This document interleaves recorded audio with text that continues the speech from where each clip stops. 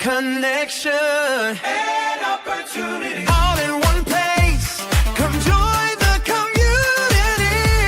So text it now, don't wait in line. Fight for life.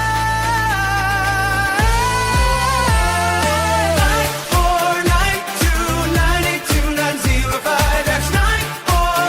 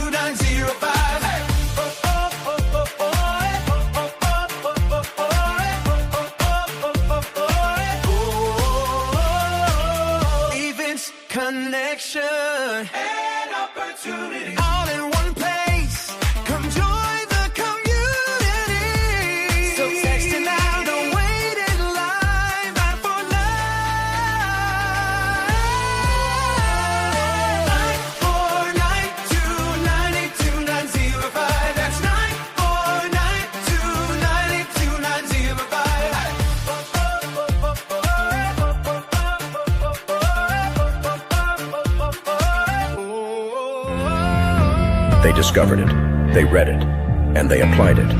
It's the golden thread that connects the titans of the self-development industry, the source that spawned millions of millionaires, the original blueprint to success. Think and Grow Rich by Napoleon Hill. Think and Grow Rich. Napoleon Hill, Think and Grow Rich. It's a classic. A classic. And I love Think and Grow Rich. I love it. It's right here. I mean, it's one of my favorite books of all time. Think and Grow Rich by Napoleon Hill. This material is what changed my life. This is the material I study every day.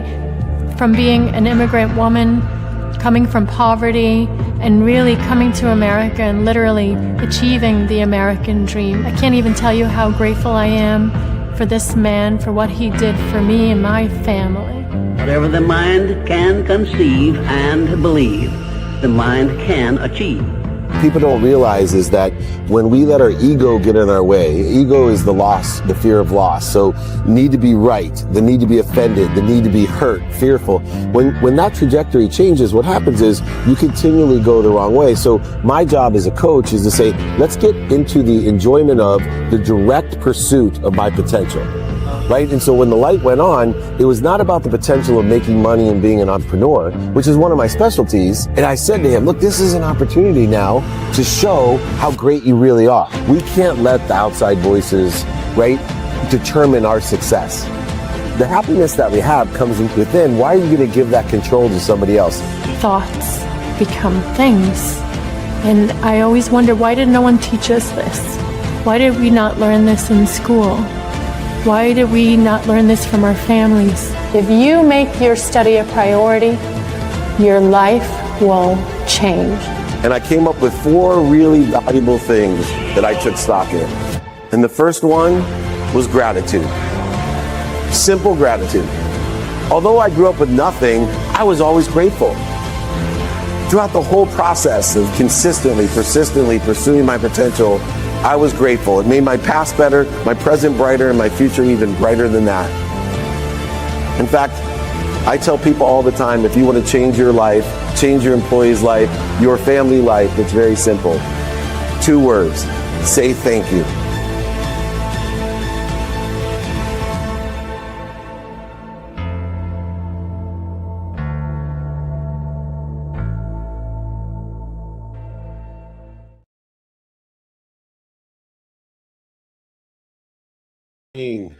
Everyone, let me see here. Can you hear me? Can you hear me? All right. Good morning, everyone. Welcome to the Napoleon Hill training. I got Mikey in his workout shirt. I got Blaine in his hat matching me, and Gigi. Thank you, everybody. Thank you, everybody, for last night. One of the things with our masterminds or VIP dinners that I love is everyone that we do. Everyone says this is the best one yet. So I want to thank my team. It's certainly, in my opinion, every time it is the best one yet. And overpopulated. We are blessed to have such a great community. So come and join us. We do them 200 times a year. So there's no shortage of invitations and not obligations, of course, for everyone. Just to update you before we get started with the training, bringing on my dear friend, Blaine Bartlett. Let's go through the schedule. We'll be in San Diego tomorrow.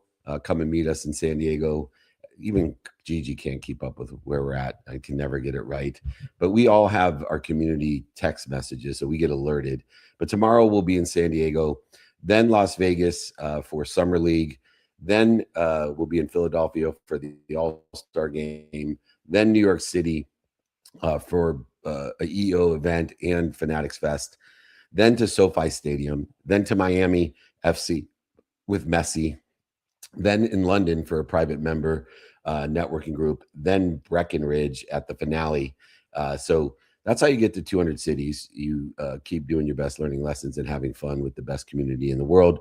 If you want to be informed and invited, it's really simple. We have a text community. You heard our jingle. I can't sing, but it's something like this: 949-298-2905. Stay informed, stay invited. Of course, we put it in the newsletter every Tuesday, training every Wednesday, training every Friday, Ask Me Anything every Monday. So we do as much as we can for the community. Today's training is the bridge between, let me pull this up real quick for everybody, the bridge between fear and faith. And so I'm going to bring my dear mentor, coach, and teacher, world business consultant, if anyone's interested in changing their life, having the money mindset to change possibilities into probabilities. That would be Blaine Bartlett, blainebartlett.com. Blaine, thank you for joining me. Absolutely. My pleasure. Good morning.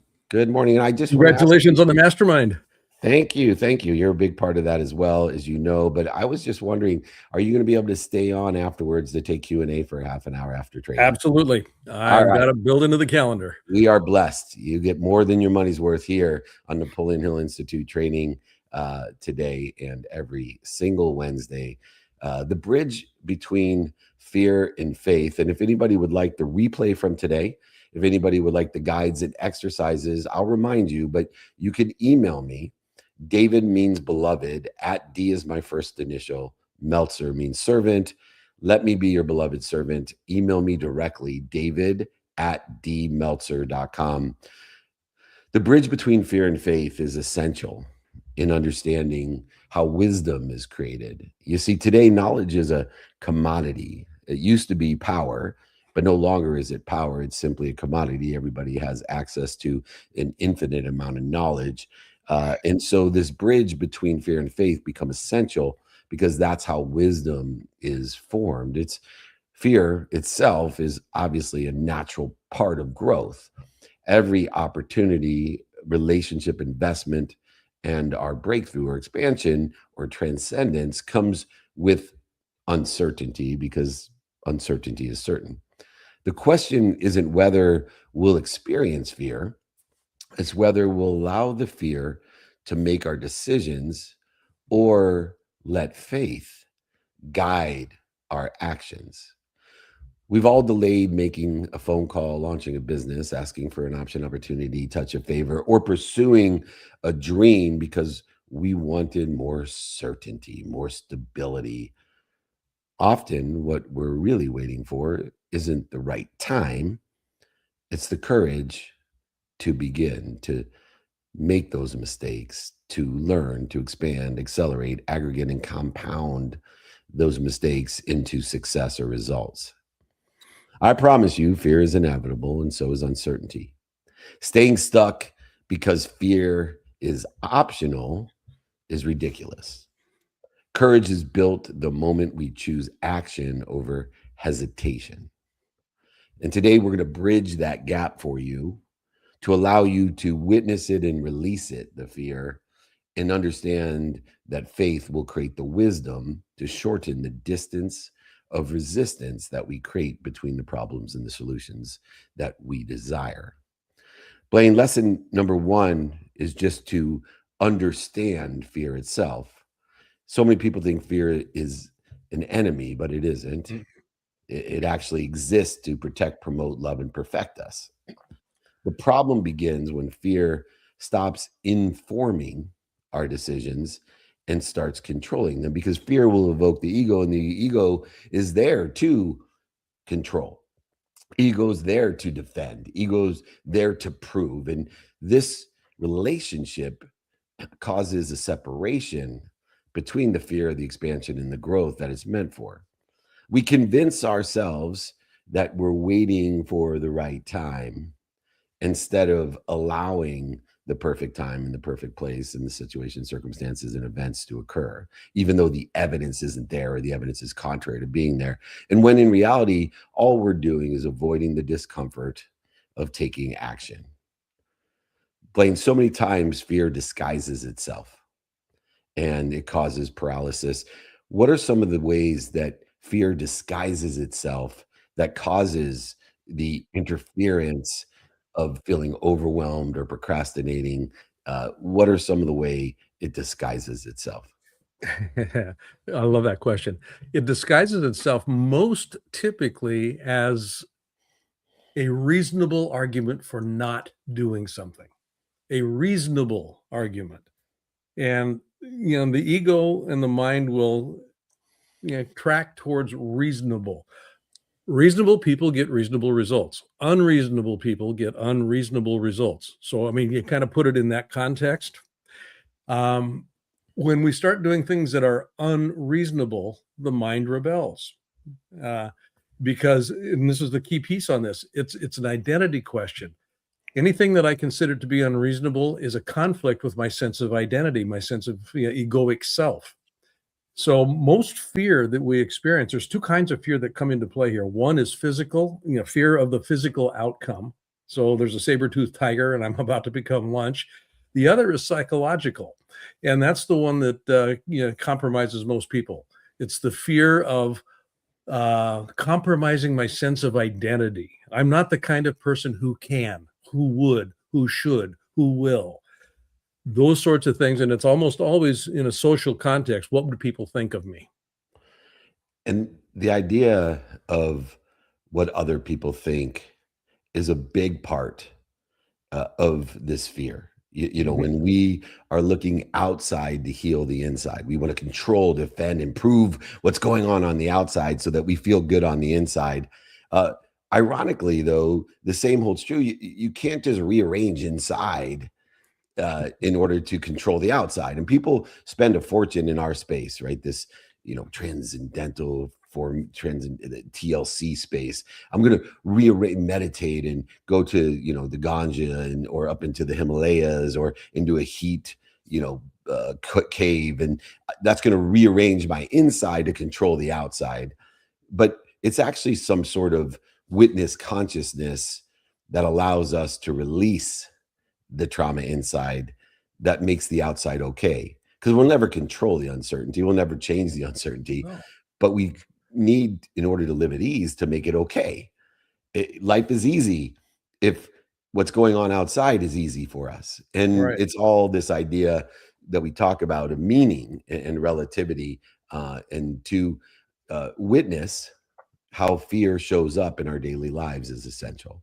And we can start witnessing the delays, the procrastination, perfectionism, all of these different things, and replace the hesitation with, as Napoleon Hill says, a definiteness of purpose, with attention and intention to equals these coincidences. And I know you have a book about this, about the definite.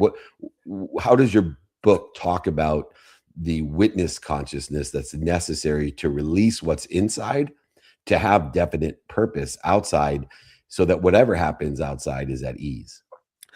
Stop Drifting, Start Living is the title of the book. And essentially I took a page out of Napoleon Hill's work, Outwitting the Devil, and developed the book out of this. And it's really about labeling.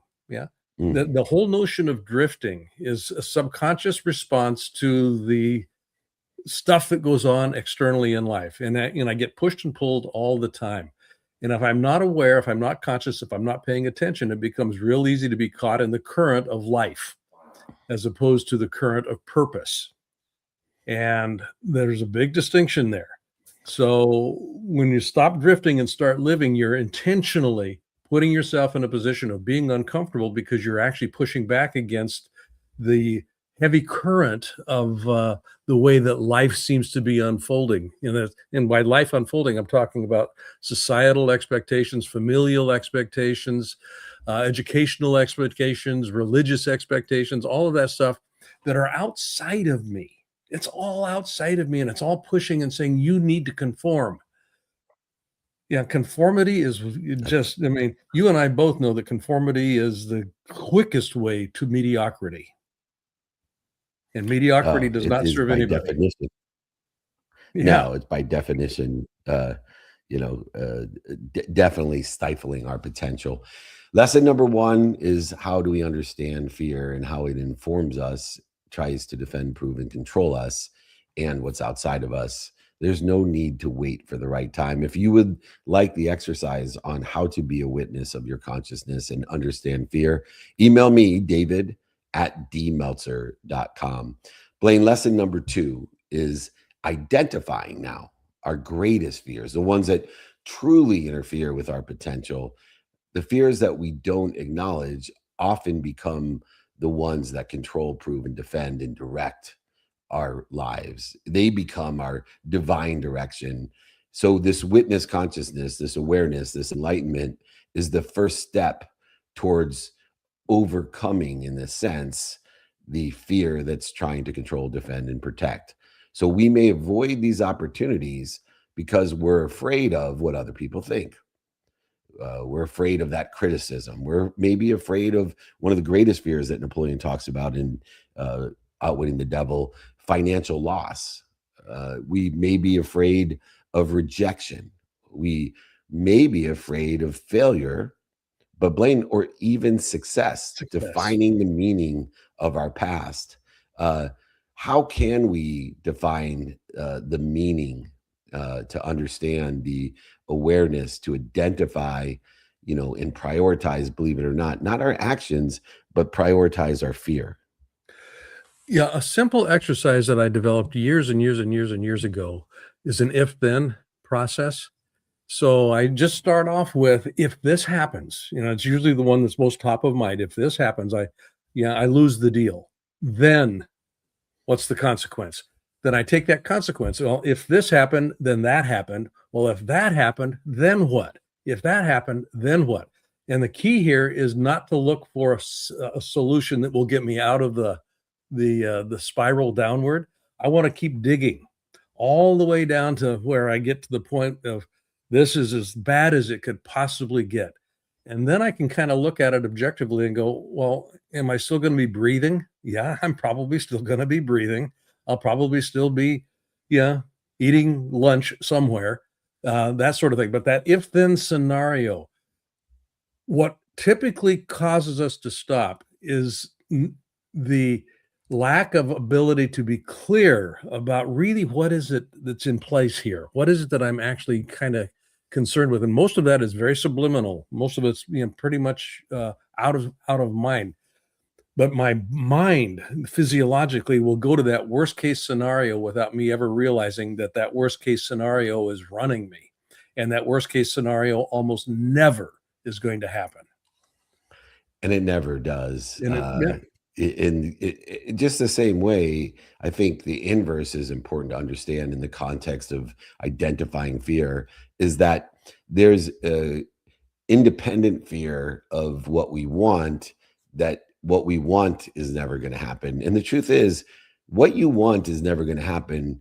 What's going to happen, if you have the right behaviors aligned with where you want to be and spend minutes and moments in this interfering fear, what's actually going to happen is better than what you want, because you are protected and promoted. And that's where this bridge occurs between fear and faith, that you may not understand the evidence today, or the evidence contrary today to where you want to be or better.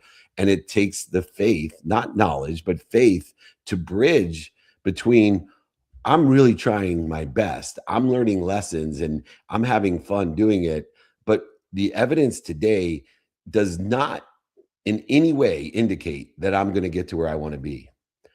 But we have to have faith that not only is it going to get to where you want to be, it's going to get you to where you want to be or better, because it's guided. If you put the action into it, if you put the activity into it, if you put the attention into it, if you put the intention into it, it's going to get you to where you want to be, or probably most likely better. But you have to be able to have faith that I just don't understand how losing everything, including my mom's house, is going to get me 20 years later to a place where I've made more money, help more people, and have more fun than I've imagined. Because at that time, it's just not real. Yeah. Beautiful. It's faith. Yeah, I mean, we really never did define it. Faith is the ability to feel the unseen. That's the way that you can kind of organize around that. It's not faith in the picture. It's a feeling. That's a vibrational construct. It's a vibrational dynamic, and you want to tap into that. And that's why we need to identify and witness, right? Both of the lessons that we were talking about, because we want to control our feelings inside. We can't rearrange them, but we want to witness and release. That makes us feel good about the fact that we screwed things up, and that we have faith that because we screwed things up, we're going to be in a better place, a better position, a better situation, in man-made constructive time, down a linear time frame. If you would like an exercise or the replay of this on identifying our greatest fears, all you got to do is email me. David means beloved, at D is my first initial, Meltzer means servant. Let me be your beloved servant, and appreciate you to email me, David at dmeltzer.com. Now, Blaine, earlier I talked about in the introduction courage. And courage to me is a decision. Many people believe courage comes after fear disappears. In reality, courage is what happens when we move despite fear.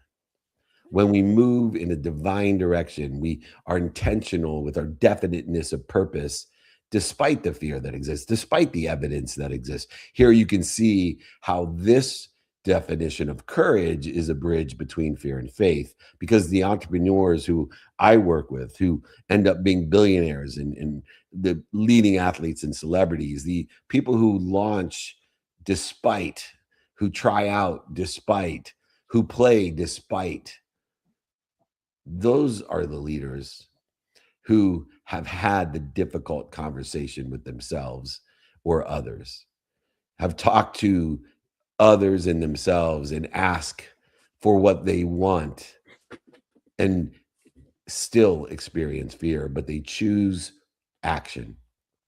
Courage is not the absence of fear.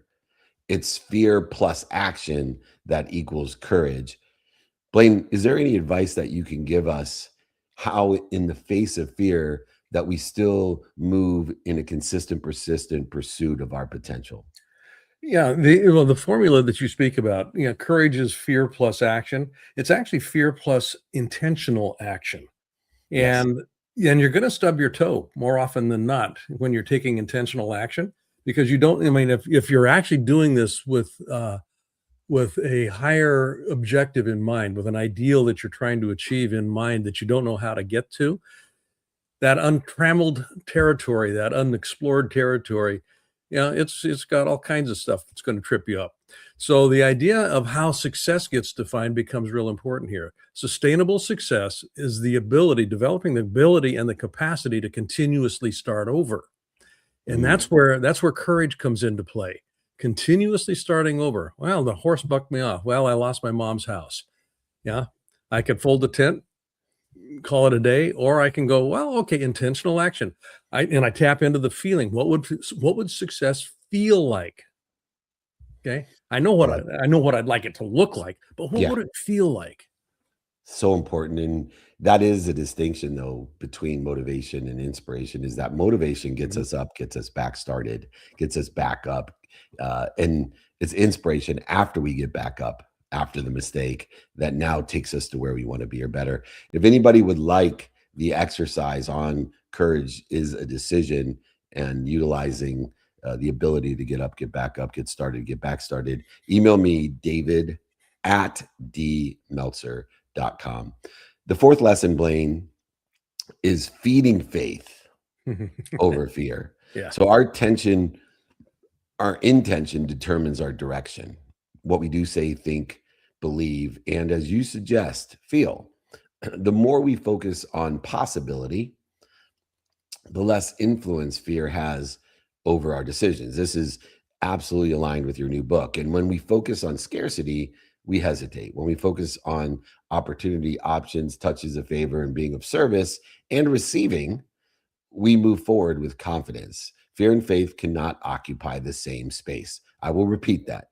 Fear and faith cannot occupy the same space. Whatever we feed grows stronger. How do we feed faith over fear? Yeah, my reading this morning with Neville Goddard, I came across this. One of your And, favorites. I love how the universe works. It just kind of drops in my lap here. Here's the quotation. Nothing is more important to you than the ideas on which you feed, and you feed on the ideas from which you think. So the answer there is, I want to be able to just monitor how I'm thinking. In order to do something different, in order to have something different, in order to be something different, I have to think differently. I have control over what runs through my brain. Now, I don't have control of what drops in, but I have control of what I feed that comes in. It's kind of like, well, not that one. I'm going to take this one. And that's the one, the whole two wolves story. Which wolf are you going to feed? Okay. They're both going to be present. It's so true. And I remember the first time you taught me everything happens twice. And I want to point out that this is indicative of what wolf we're going to feed, because you identify, what the mind has presented to us. And the mind is very tricky. I love the mind because it will tell you, what not to do, what to be afraid of, whatever. and or it'll tell you what to do, and then it'll make fun of you for doing it because it'll bring up all these things. And so these thoughts that come from the mind, the mind is not a great thing, No. because it's controlled by the ego, and the information it gives us is not real. And it's there doing all kinds of messed up things to us based off of some quantum memory, some conscious continuum memory, some unconscious competencies that don't serve us or are not aligned with the divine direction or intentional behaviors that we desire. It is so important to understand the story of the two wolves, to feed our faith continually, overfeeding fear. It's your choice what you want to feed, but whatever you feed very obviously grows stronger, bigger, and faster than what you don't feed. And so pick and choose and be intentional about what you feed. If you would like an exercise, the replays of today's training, if you would like to reach out to me, David is beloved at D is my first initial. Meltzer means servant. Email me, david@dmeltzer.com. Blaine, the next lesson is one in which is so important in the world of surrender, in the world of meditation, of ease. And it's action actually creates the confidence and comfortability in the ease. Fear grows through an inactivity, and it shrinks through movement. Yep. Confidence is never a prerequisite. It is the result of the intentional, consistent, persistent pursuit or action of our potential. Every successful billionaire, millionaire, entrepreneur, celebrity, athlete, entertainer that I've worked with has gained their confidence by taking imperfect action repeatedly, enjoying what they don't like or love about what they love repeatedly, enjoying the consistent, everyday, persistent, without quit pursuit of their potential. Confidence doesn't come before action. Confidence comes because of action. Blaine, you are the master of telling people, do not sit at home high, broke, sick on your mom's couch. It is important to dream about what you want, but if you sit on that couch, you are nothing more than a dreamer and a drifter, and you're going to fall within what I define as a tube. You're going to live your life, food in, food out. Yep. Yeah. The definition of a rut is it's a coffin with the ends kicked out. That's essentially what it is. And a lot of people find themselves in ruts. Confidence is a consequence. And if you just kind of repeat that, confidence is a consequence. Confidence is a consequence. You don't have confidence. It happens as a consequence of taking action. And it's small incremental steps. I mean, I'm not going to take, I don't have the confidence that I can climb, Mount Everest, but I do take action. And over time, I can, Mount Si out here in Seattle, I can climb Mount Si. I mean, when I was a kid, Mount Baldy in my backyard. I had a flag. I made a flag. I'm gonna go to the top of Mount Baldy. And my brother looked at me and said, "You can't do that." And I'm going, I don't know if I can or not, but I'm gonna go take a step. I mean, and I'm gonna take action. Watch me. I'm gonna take action to stop Mount Baldy right there. There's Mount Baldy. It's so important. It's action. Take action and be prepared to make mistakes when you take action, because you don't know what you don't know, which ties into my favorite quote. You're either humble or you're about to be. So go ahead and take action knowing you're about to be humbled. But at least you're growing. One of the great analogies that I heard is, if you were in the 5th grade and you work really hard in the 5th grade and you get an A, do you go back to the 5th grade because it's easier to get an A and keep on going back to the 5th grade? How would you feel 6 years into the 5th grade? Yeah, sure, you can get an A, no problem. Right? You go on to the 6th grade. Yeah. And then you keep doing these grades. It's the same exact thing in life. We can't be afraid of the next grade. And you cannot, when you move up a grade, you can't get 100% on every test without studying, without learning, without pain, without struggle, without taking practice tests and making mistakes. Yeah. There's no doubt. It's like playing golf. You can't just walk up to the range, whether you're the greatest athlete in the world, which in my opinion is LeBron James, overall the greatest athlete ever to be born in every aspect of what he can do, strength, speed, the man is a Adonis of whatever. But, I have played golf at the same club that LeBron started at, and he sucked. He saw there was so many mistakes that were being made. And I want people to realize that you can't get through this without the confidence. It doesn't come before the action. I've never seen, LeBron humbled and laughing at himself and literally saying, I suck. That's and honestly, that's part of the key is to be able to laugh at myself. Honda Sorichiro, the founder of the Honda Motor Company. How did you become so successful? I made as many mistakes as I could as fast as I could. Yes. And that's the key. Keep Yes, so moving. true. Keep moving. All right. If anybody wants to learn how to keep moving, just email me, david@dmeltzer.com. You get to replay the guides and exercises from today's training. Last lesson for today, Blaine, before you get to do Q&A and carry the load for me, which I'm grateful to be able to provide your wisdom, not a commodity wisdom, your wisdom to our community. Talking about the bridge between fear and faith, purpose. Yep. Purpose is the actual bridge to faith. When our mission becomes greater than our fear, when our purpose is greater than our pain, our perspective, our meaning, our relativity changes. Purpose gives us a reason. For the sake of what am I moving? Even when uncertainty remains day after day, the evidence is not aligned with, or it's even contrary to where we want to be.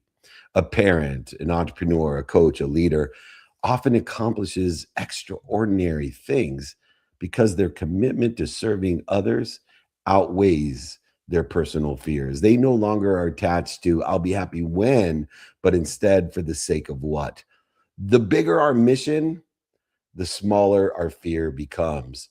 But when you come up with the first step in a big mission, the thought of it, you have to remember it's a calling. And remember, those callings, God will not give you the calling. God will not give you the invitation without already knowing your limitations. That's why he provides the mistakes, setbacks, failures, defining moments, historical relevances to you so that you can be promoted, protected, loved, and perfected. You can be moved to a better place, a better situation, circumstance, or event in your life. And that's how the system works. Purpose is a big part of moving possibilities into reality. You have taught so many, literally thousands of people about purpose, about a definiteness of purpose. How can we not be stifled by big missions? It is something that holds people back. Bite-sized chunks. I eat an elephant one little bite at a time. That's probably the easiest way to think it. You better be careful with that analogy. They may not let us back into Africa if you're talking about eating elephants. Good point. Yeah. Yeah. Well, Cynthia, and you and I both, my wife, Cynthia Kersey, founder of Unstoppable Foundation. Founder of the Unstoppable Foundation, in which we both are sitting on the board. She's got a thing that she continuously refers back to. Yeah. And it has to do with when your life is tough, when you've got a problem and you're collapsing, you need to find a purpose bigger than your problem. You got to find a purpose bigger than your pain. And as soon as you can find that, and it's keyed into identifying what matters to me.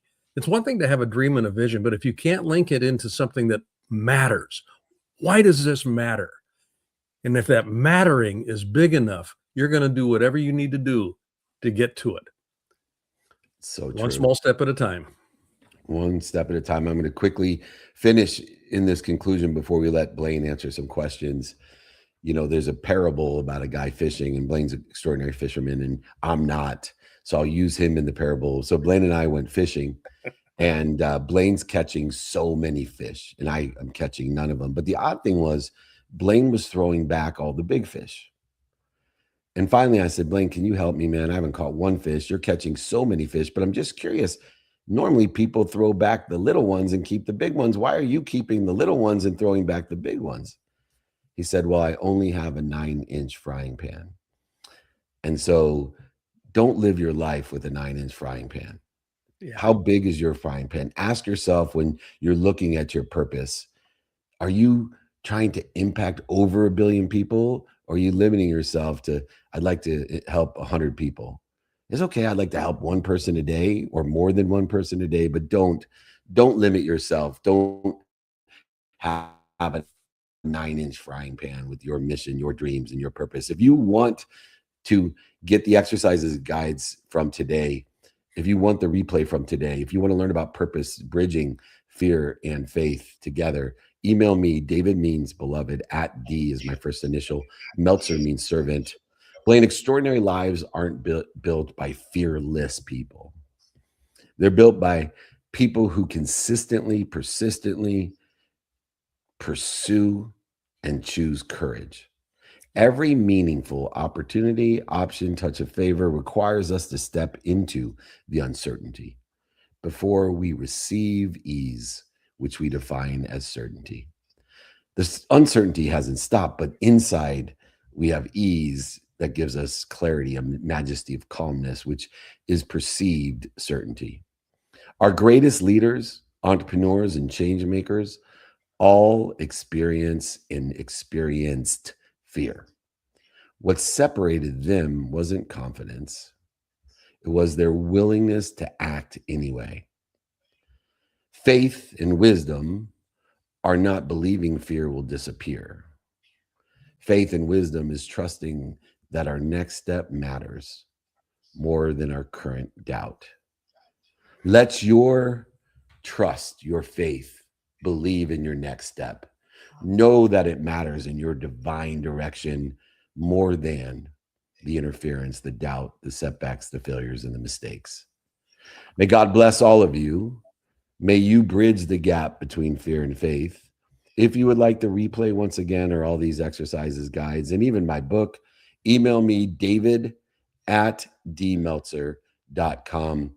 I'm going to leave you in great hands with my mentor, coach, and teacher. He will give you the instructions to get to where you want to be. He will teach you the best steps to take in those instructions. But most importantly, he will bring the best out of you, move your possibilities into reality. Reach out to blainebartlett.com or email me, david@dmeltzer.com. This has been the Napoleon Hill Institute training, Bridging Fear and Faith. Blaine, Nick, please reset the room and take some Q&A. I will see you later. Have a wonderful 4th of July if I don't talk to everybody. God bless you. See you later. See you later, Thanks, buddy. Bye.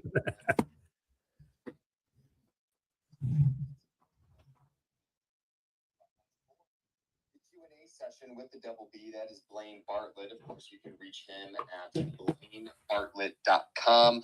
And want to thank you, Blaine, not only for an incredible training here with David this morning, but of course for taking the extra time to join us for this Q&A session. I want to remind everybody, if you are online joining us, of course, as we are multicasting on all platforms, if you have a question for Blaine today, please go ahead and put it into the room chat or the webinar chat. And for all of our friends here in the Breakfast with Champions, please go ahead and use the hand icon if you are in the audience to request to join the stage. Or, of course, if you are already on stage and have a question for Blaine today, please just put a quick note in the room chat, and we will be happy to pass the mic over your way. Now, Mr. Blaine, without further ado, I'm going to go ahead and pass it over to the lovely Marianne for the first question of the day. Marianne, my dear, great to see you. Happy Wednesday. Unmute yourself and get us rocking and rolling. Hi, Blaine. Hey, Marianne. This morning, a few things came up for me actually in the training, and I'm just going to mention them first and then lead into my question. So first of all, the reasonable and unreasonable. I always have a lot of unreasonable thoughts, and I'm noticing I don't act on them completely. I have, I also have been collecting the evidence of my qualifications, and something that, I want to bring into the world is quality. It's something that I noticed as a little girl that I had before a lot of the trainings that I had. And I get stopped by because I want to do the best job. And I don't think it's perfectionism. And I keep hearing, and I am stepping into it more, quality assurance. Because I feel like where things create improvements and I don't notice it on myself. You know what I mean? So that's where I'm in that space right now. Okay, and what's the question that space is generating for you? The question is, the way, like, using my feelings too much. How do I get out of using my feelings too much? Because you spoke into using your feelings to see the unseen, and I do that often, but I also get stuck there. How do I get stuck there and just move? I guess my answer to this question, Marianne, is going to be the way that you're actually describing it.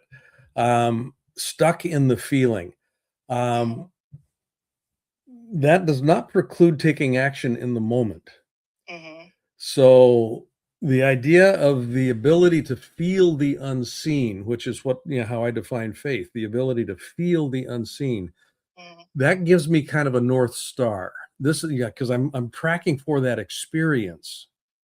And the actions that I'm taking today, my feelings, I will feel, is it in alignment or not?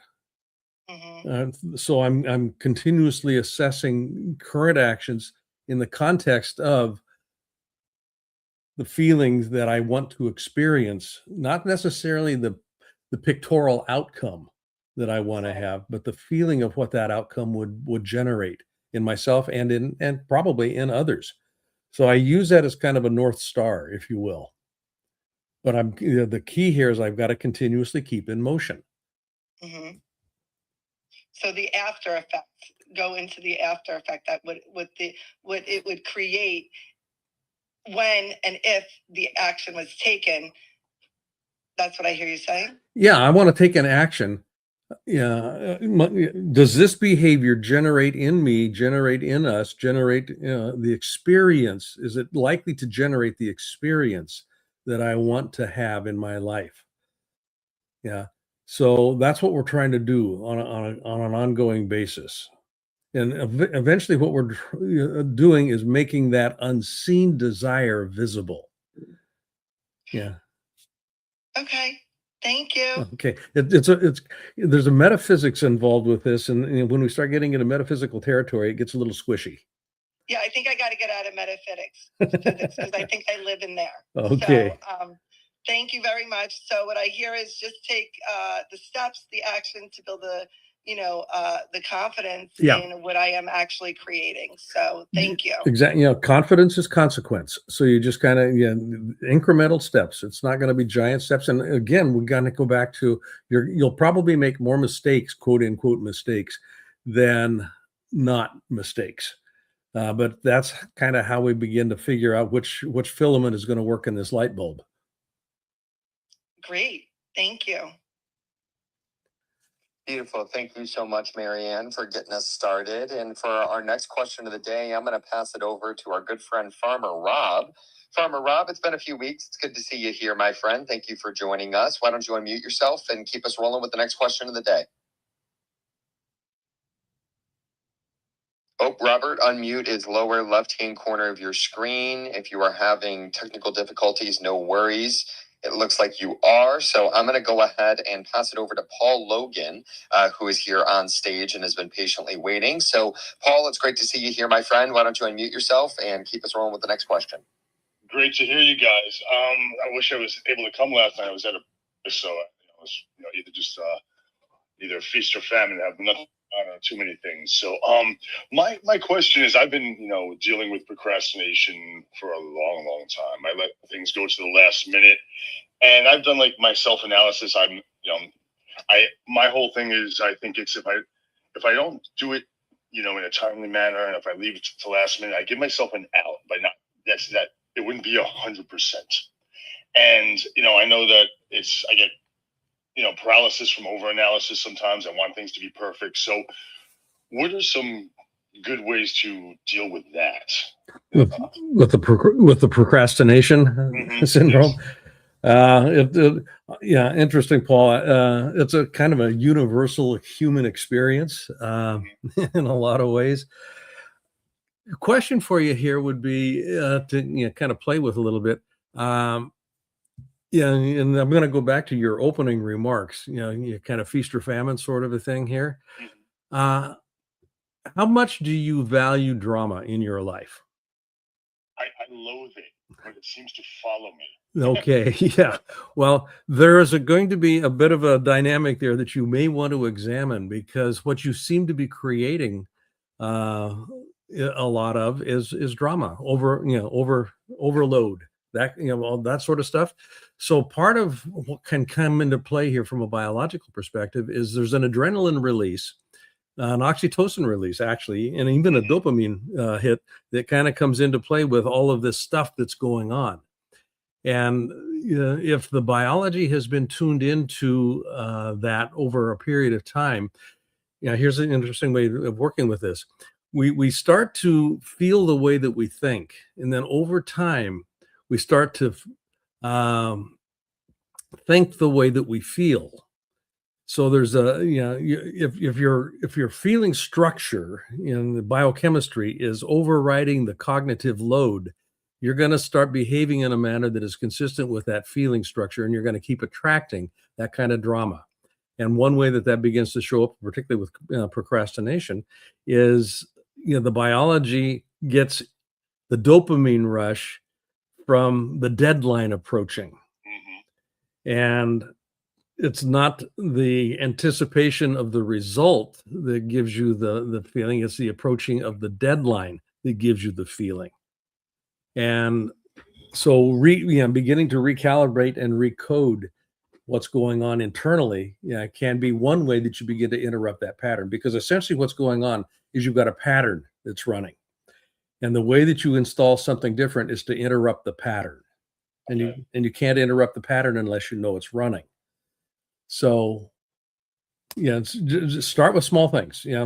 Move, take the deadline out of it, and get clear about, okay, what's this outcome going to produce for me? So I kind of go back to what matters here. I've got this objective. What matters about that? Because that's where I can get excited. I can get excited about what matters.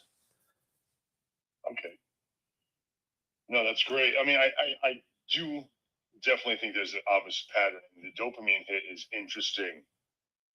I never really thought about it that way. That I'm actually subconsciously getting some sort of pleasure in the thrill of the last minute, sliding under the wall like Indiana Jones grabbing the hat. Exactly.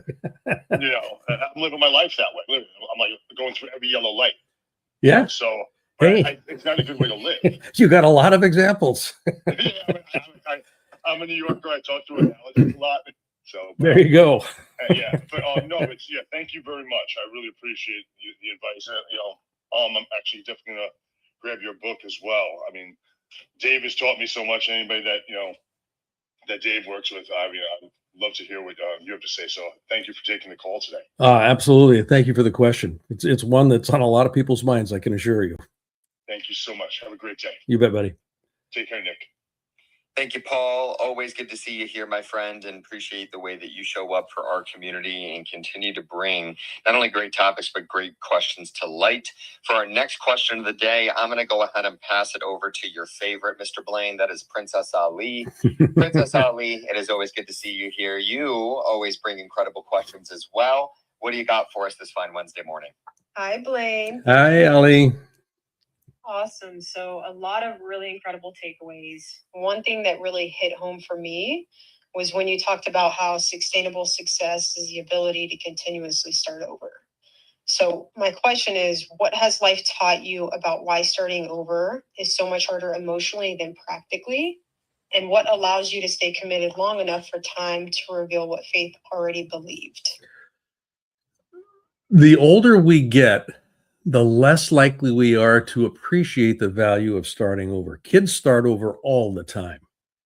I mean, it's just kind of hardwired into them until they get to a certain point where they get applauded for success. You did it. You grabbed the brass ring, and it's kind of like, oh. And then David talked about, I got that A in the 5th grade. So I keep referencing past experience where that was, where I was successful. Adults, by and large, do not like the experience of being a beginner. We just typically don't appreciate that much at all, because we'd like to think of ourselves as competent. And a lot of this has to do with the development of an identity. And by the time we get into our late teens, early 20s, that identity piece has started to take root. And when I start taking on something new that requires me to be a beginner, to let go of some things that my identity has said, oh, no, this is who you are, that becomes a real challenge. And that's where the whole idea of fear versus faith starts to come back into play. So the idea of and I keep coming back to this, what really matters to me at this point in my life, what matters now, what mattered to me when I was 5 years old, what mattered to me when I was in the 5th grade, what matters to me when I was 24 are different. There are different things that matter to me at a visceral level. So when I can continue to reassess, is what I'm doing today making the kind of experience happen that I'd like to have in my life? Pretty soon, and there's diminishing returns that start to come into play here. I want to reassess what matters now. What matters now? And that will set me on a course of having to learn something new in order to be different. The idea of success in life, most people will code it as, I want to be a better version of what I used to be. In order to be successful in life, I've got to be different than what I used to be. Not better, different. And different in a way that is consistent with what matters. So, that becomes an organizing principle. So developing the capacity to continuously start over is what we're looking at. And, that capacity structure has to do with courage. It has to do with discernment. It has to do with taking on new habits, those sorts of things. Self-awareness is a key component of that. Wow, that was amazing. I really just appreciate how you broke that down, a lot to absorb. Thank you, Blaine. You bet, Ali. Thank you for the question. Beautiful. And with our final 10 minutes here, we do have some time for additional questions. And Blaine, want to thank you again for always pouring into this community and going above and beyond as you do. For our next question of the day, I see Catherine has joined us here on stage. Catherine, if you are able to unmute yourself, did you have a question for Blaine today? Well, I appreciate what he's saying. And one thing I learned about being different is to not take a shower in the morning. Because the Chinese medicine folks say all night long, we're kind of creating a fire, a buildup of our energies. And so would you put the fire out once you got it going? No, right? You let that enjoy the flame, then you let it burn down naturally. So to me, that makes perfect sense. It's another thing I don't have to do too early in the day. And they even say like between 3 and 7 at night, because that's when you're powering down, and not a long hot bath. We can't do heat. Too much actually water. We can't do water after 60, soak in it. Not cold water. We are warm beings. I mean, like the Chinese medicine, I don't know if you guys check it out. You could maybe have AI say, what does David say that pertains to Chinese? I know he's an early riser and all that. I mean, I just feel like we really have to be realistic here and say, all right, we got to stay healthy, stay plugged in, But also, I put so much in the chat this morning. I don't usually try to do quite so much, and I hope it's okay. My apologies if not. But basically, they're saying the whole Earth is really, like I summarized there, it has a heartbeat at 7, and it was up 70. Now, what would we do if our heartbeat went up 10 times? We'd be in trouble. So we're all connected to the Earth, and I know I went to Vassar College 40 years ago. I wanted to learn more. I studied psychology, but I wanted to learn metaphysics. I wanted to learn spirituality. Catherine, just to chime in here, we definitely see great value, but I wanted to make sure, is there a specific question for does Blaine? any of that sound like, yes, we'll have discussions on the people with the bigger platforms? Are they going to talk about these things? And it's okay if they feel like, no, it's not in my wheelhouse, even though we're all on the earth and we're all human beings. I really feel like we don't have too much time to decide when are we going to get more of the main team players, because the media is being taken over, apparently, as we speak again today. Well, to that question, Catherine, if I could just respond, you know, Sure. those participants, those speakers, those folks are not, you know, in the room right now. So I would be remiss if actually I'd be reluctant actually to answer for them in terms of what they are thinking of doing and what their possibilities might be. So that would be a question that I would bring to them specifically, you know, probably not collectively, but one-on-one if you've got a way to access or have a conversation with them.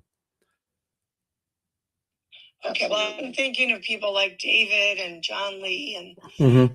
the most famous people on Clubhouse, plus anybody in the government who's left because so many people are being fired.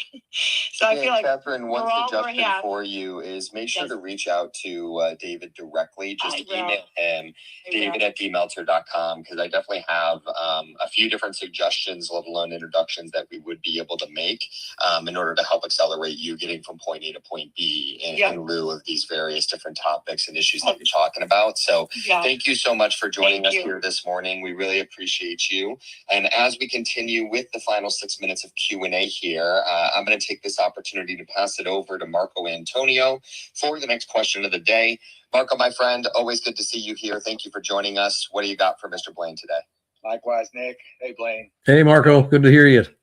Yeah, man, so many takeaways today. You know, I'm trying to figure out which one to talk about, but I think the one that really resonated with me the most is asking myself the question is like, what am I fearful of?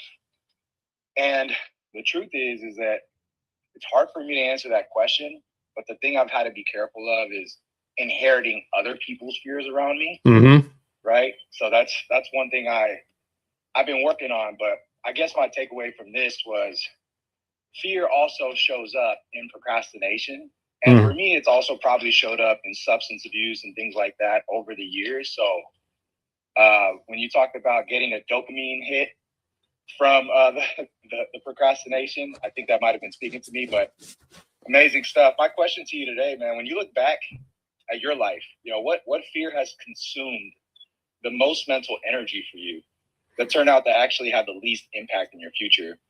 And what advice do you have for folks so they can avoid that trap? Yeah, that'd be a great question. The one that I would, and I've played with this question a little bit. I think the one that comes up, and it came up early in my life was being left behind, not abandoned, but being left behind. And part of that has to do with leaving others behind as well.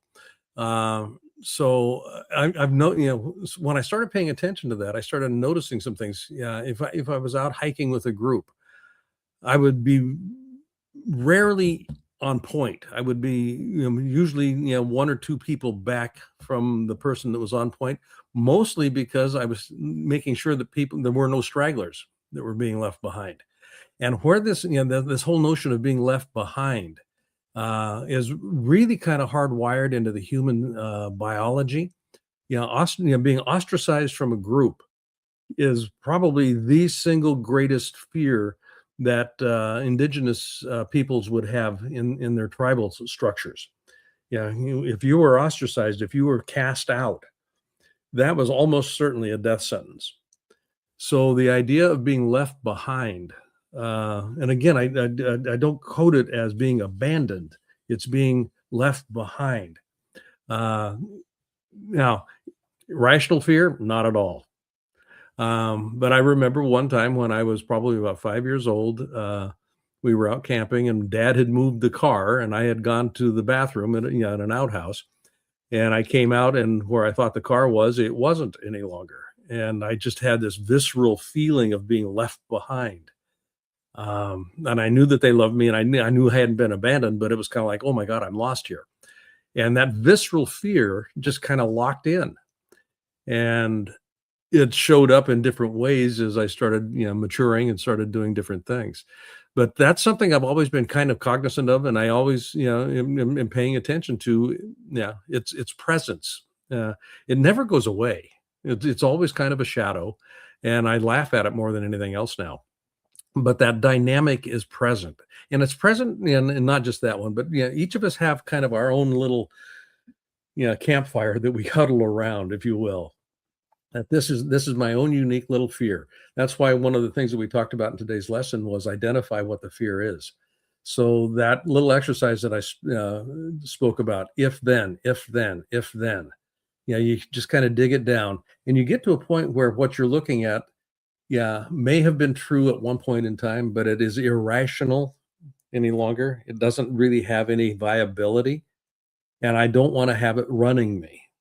So I can laugh at it, and when I can laugh at it, it lets go. And so I hope that makes sense, Marco. Yeah, Blaine, thank you. I think we could all relate in some capacity. I appreciate your insights today, brother. You bet, buddy. And want to thank you one final time here, Mr. Blaine. That is the double B, Blaine Bartlett. You can reach him at blainebartlett.com for taking the time to extend this session and today's lesson with the Q&A with our incredibly abundant community. As we sign things off here and close up today's training, Mr. Blaine, any final words or encouragements on where people can get in touch with you? You mentioned blainebartlett.com. That's my personal website. You can actually get more information. I mentioned the book, Stop Drifting, Start Living. You can find that on the website, blainebartlett.com/books. I've got 6 books there that I've written. And my email is bbartlett@avatar-resources.com, which is my company. bbartlett@avatar-resources.com. And I'm pretty good about getting back to email inquiries. So don't be shy. You are the man, Mr. Blaine, and we cannot wait to have you back again next week for another edition of the Napoleon Hill Institute training. As a quick reminder for everybody, if you would like the guide and exercise from today's training, all you need to do is email the beloved servant. That is David at dmeltzer.com. And of course, we want to invite, but not obligate, everybody to come and join us in person, as we are on the road over 200 cities every single year, adding on what we call a car wash in each and every one of those cities, which is the addition of a community meetup, holding court, or even one of our VIP dinners for charity. So come and join us tomorrow, as we are going to be in San Diego, California for another edition of David's Community Meetup series. Then from there, it'll be off to Viva Las Vegas next week for NBA Summer League. Then it'll be over to New York City. Man, it has been too long since we've been in New York. Cannot wait to get back. We will be there for Fanatics Fest 2026, plus Car Wash, of course. Then from there, we'll be back at the greatest stadium in the world, SoFi Stadium here in Los Angeles, for the next edition of our Mastermind, plus Car Wash. Then over to Miami with Lionel Messi and, of course, the Inter CF Miami football team. Then from there over across the pond to our London members-only Mastermind plus Car Wash, and then rounding out the incredible series here over the next 2 weeks or so in Breckenridge, Colorado, with our Breckenridge Golf Club VIP dinner plus Car Wash. Ladies and gentlemen, if you would like the reminders on where we're going to be in over 200 invitations but not obligations a year, all you need to do is text us at area code 949. Next 3 digits are 298. Last 4 digits are 2905 to get those invitations and reminders on where we are going to be. Of course, we'll be back here in the Breakfast with Champions this upcoming Friday, 6 a.m. Pacific, 9 a.m. Eastern Standard Time, for another edition of David's Free Friday training series. But in the meantime, have an incredible rest of your Wednesday ahead. And as David always says, continue to be more interested than interesting, and be kind to your future self, and do good deeds. Thank you so much, everybody. Thank you, Blaine. Thank you, David, for an incredible training today. Officially closing out the room. And for the multicast, Gigi, hit it. Hey! Hey! Hey! Oh, hey! Wanna know where David's gonna be? Get invites, updates, and community. When he's in your city, you won't miss a thing. Just text the number, let your phone ring, ring, ring, ring, ring. 949-290-290.